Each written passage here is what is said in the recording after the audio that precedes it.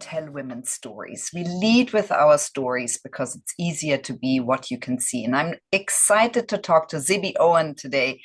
Zibby, welcome to She Can. You are a passionate book lover, author, podcast host of Mums Don't Have Time to Read Books. That's been downloaded 14 million times. You're a publisher, a CEO, a bookstore owner, and a mom of four. You're described as New York City's most powerful book-fluencer. You're the founder of Zibby Media, which includes your publishing house, Zibby Books, the independent bookstore you have in Santa Monica, Zibby Retreats and events, and your book club. Tell us a bit more about your journey and how you got to this place where you are the most influential book-fluencer. I mean, when you say it all like that, I just feel tired. I'm like, oh my gosh, how am I doing all this? I'm having one of those days where I'm like, I have so many different threads going that it feels overwhelming, but in a good way. It's exciting. It all really stems from my deep love of books and my gratitude to authors for writing them, the way books have helped me throughout my whole life, emotionally, intellectually, all of it. I wanted to give back to the authors who have given me just countless hours of entertainment and inspiration. And also, I have always wanted to be an author myself, and I've ended up building these things in tandem, and it's been really wonderful. And I didn't have a business plan for this. I do have an MBA, but when it came to this was just something fun I was doing, and it's grown into this whole big thing. Whereas the things I try to map out with business plans have all failed. So maybe I should stop writing business plans. I'm wondering, yeah. When did you feel that you were a book lover? At what age did you feel books are my happy place? This is what fills my soul. And when did you realize I'm actually a really good writer? Everything kind of happened around age 8. It was a big year for me. My first book that I fell in love with was Charlotte's Web, and I remember sneaking into the bathroom to finish it after lights out, and sitting on the closed toilet lid in my nightie, reading the book and crying and realizing like, oh my gosh, I can't believe books can make me cry. I didn't realize that could happen. And I was pretty much hooked. I mean, I was hooked before then. My mom had been reading me books from a very young age. We spent all of our summers in the library getting tote bags full of books. And so I've always loved books from day one, essentially, when my mom started reading to me. But it's been an instant love affair. It's always how it's been with books. And I've just tried to figure out a way to keep them in my life. And, you asked about writing. I got some great feedback at school the first time we had to write any short stories, which was in third grade. And my teachers and my family and everybody was like going crazy for these short stories, which I look back and read and are not good. So I don't know what they were talking about, but they knew how much I loved to do it. And my grandparents really encouraged me by making this little miniature book of my first 2 short stories with my name on the spine. And I was like, oh, that's what I'm going to do. I want my name on the spine all the time. So it was really thanks to my grandparents and my parents for encouraging me. Zibby, and when did you set up your media company? When did you think, actually, this is a really big vision I'm holding? Or did it just come together and you started one thing and in the end you thought, this is actually a media company? Yeah, the latter. I just kept adding things and realizing, wait, this is not just a podcast anymore.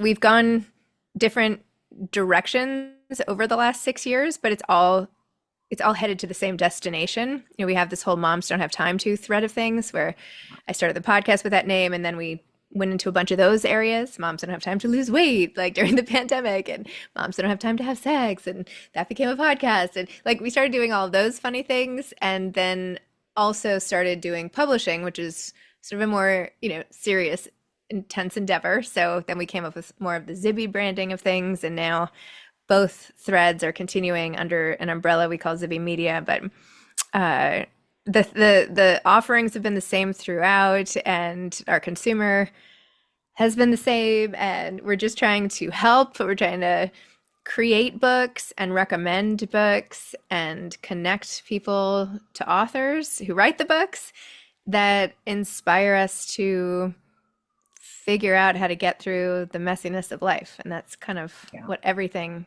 contributes to. Yeah, which is beautiful. Zibby, I'm wondering what qualities do you think you have that really serve you to be doing all of that?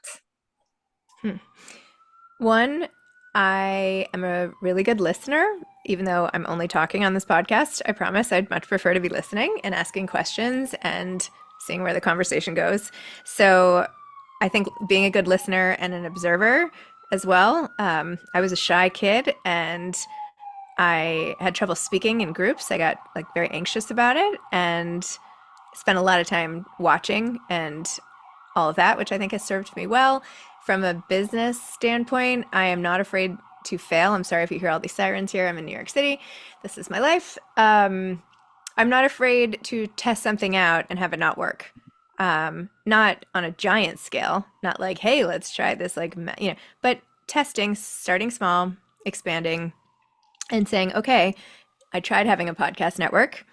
Yes, that was interesting, and I could have kept that up, but does this really accomplish all the goals? Mm. And am I having fun? Like, is it helping people enough or not? So I think not being afraid, I don't have a lot of fear when it comes to this type of stuff. I mean, don't put me in a glass elevator, but when it comes to this type of thing, I am not afraid. And I also work incredibly hard and always have. I have tremendous energy. I don't need that much sleep. I can do everything very quickly, including reading and writing. And so I move at a very fast pace, which allows me to get a lot more done.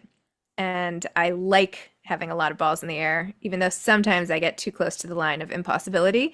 I like to get really close to that line but not cross it. So I get bored if I don't have enough stuff going on. I like having four kids because there's always stuff going on and different stuff. So my brain works best that way. And I've managed somehow to set this thing up so that this is how my life works professionally as well as personally. It resonates deeply, Zibby. So, what would you say are the challenges that you face with, on a daily or weekly or monthly basis? And how do you think about that? How do you reframe them? The emotional challenge is managing stress and uh, making sure everything gets done without me losing it. Not losing it, I mean, when I cry, I realize I've gone too far. Um, the challenge is knowing when and how to delegate because I am not very good at that, but I do have a fabulous team. I have 19 full-time people, and mostly they're for the publishing component because that takes a lot of people to run. In fact, we were at a team retreat, and I was like, "Hey, is anyone working for any of the other areas of the business? Because like everything here is for the publishing house, and that's not even like the main thing." No, I'm kidding, but um, I think a challenge is making sure to leave time for the bigger strategy thinking and creative thinking that I love to do and that is essential to do as a leader. Um, I often don't step back often enough to do a wholesale review of what's going on. And so I have to put that in my calendar. Um, and yeah, just fitting it all in is always a challenge. Um, but I've just really had to prioritize. I don't do a Mm. lot of things I used to do, and that's okay. I realize why, and so I'm very intentional about it. Like, okay, I'm not going to go to this type of party. Like I don't go to these things. That's easy. So when that invitation comes in, I know, okay, I'm not going to do that because I don't really have time for these things right now. So I think I'm just always thinking about time and how to manage it the best way, how not to waste it, how to make it the best it can be. And sometimes that means doing a funny little puppet show with my kids. That is the best way I can possibly spend that time. And I'm going to be all in on that time. But sometimes I get swept up in trying to finish something and I miss those moments. Zibby, what would you define your leadership style as? And how does that perspire throughout your media company? I would say my leadership style is very warm and loving and almost motherly. Like I have my whole team over to my house for lunch 3 times a week.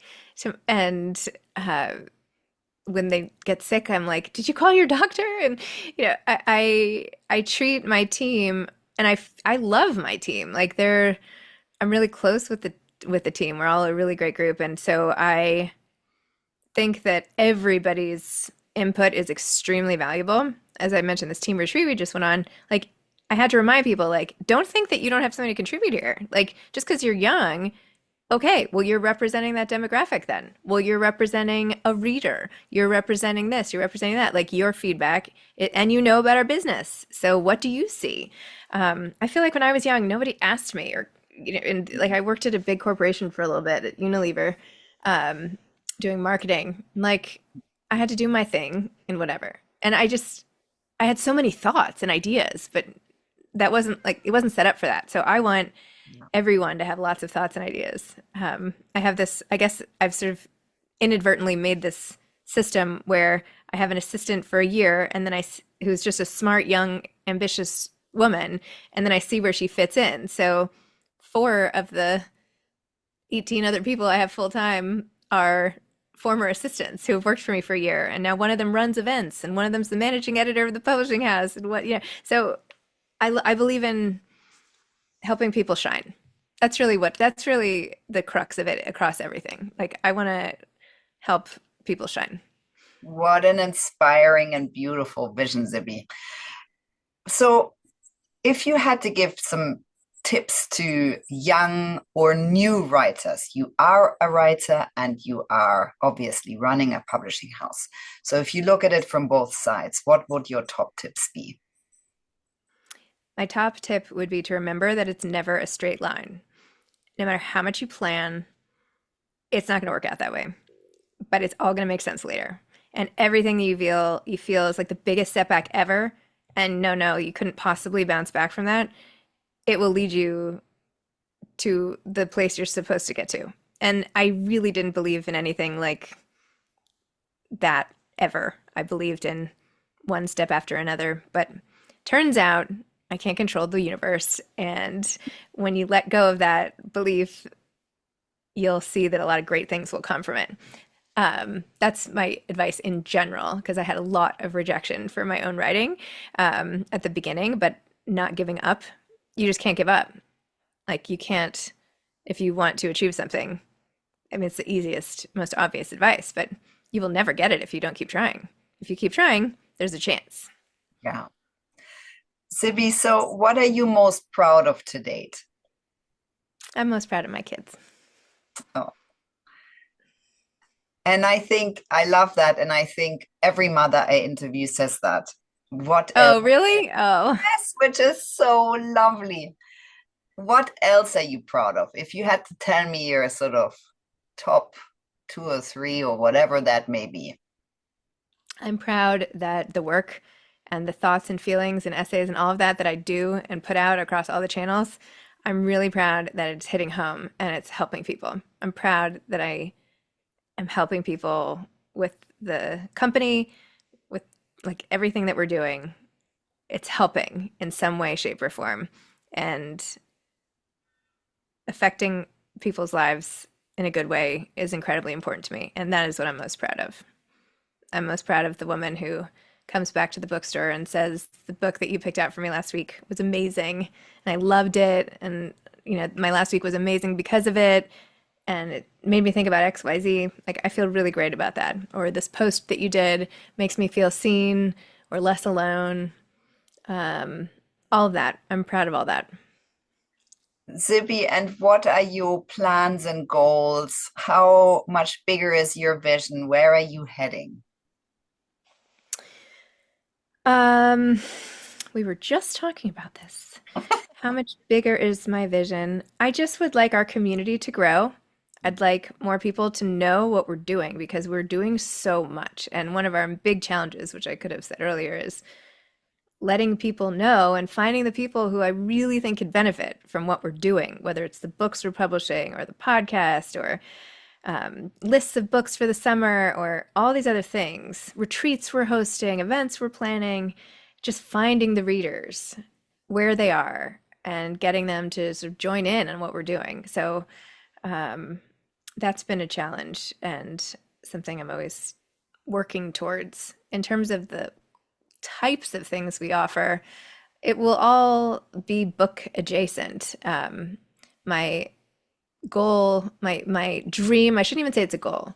I have a dream of opening a book hotel that I can like kind of see in my mind's eye, this beautiful bed and breakfasty boutique hotel essentially that's all about books and that it's like a permanent retreat. I really want to do that. I think people will love that. And I would like to make that happen at some point in the next 5 to 10 years. That's a goal. And write more books. I write more books. I'm writing a lot more books, and I'm going to try to do and publish a lot more books, and write myself, and make a difference. Try to hit people where they are. Zibby, and you do so much of that already. So, what would you like for our listeners to take away from listening to your story? I would like them to take away that I would never have believed that any of this was going to happen to me in my life. I was in a marriage that was not working. I had 4 tiny children. I had taken a decade off of work. I just did not think. I thought that it was too late. I thought it was too late, and that I had watched all my friends sort of go ahead and conquer, and I was just not going to have that life. And it turns out I completely changed my life in every single way, except the kids. And it's opened up doors I never imagined possible. And I seemed like the least likely candidate for this. And yet here I am. So if I could do it by taking one small step after another, then anyone can do it. Zibby, I'm so grateful for you coming on to She Can, for telling your story for exactly that reason, that you started something small and you built up and you built on and you added until you ended up with a really impactful, incredible media company that's now called the Zibby-verse. And I'm so grateful for showing that this is also a way of how it can go, and building on your vision and always adding until it really is now a big vision, and for making books the most important thing, which really it is, for our young people and our minds, and also for our souls, to keep going into the future better, and not just with social media and AI and everything that is coming up in technology now. So thank you so much. Thank you. I appreciate it.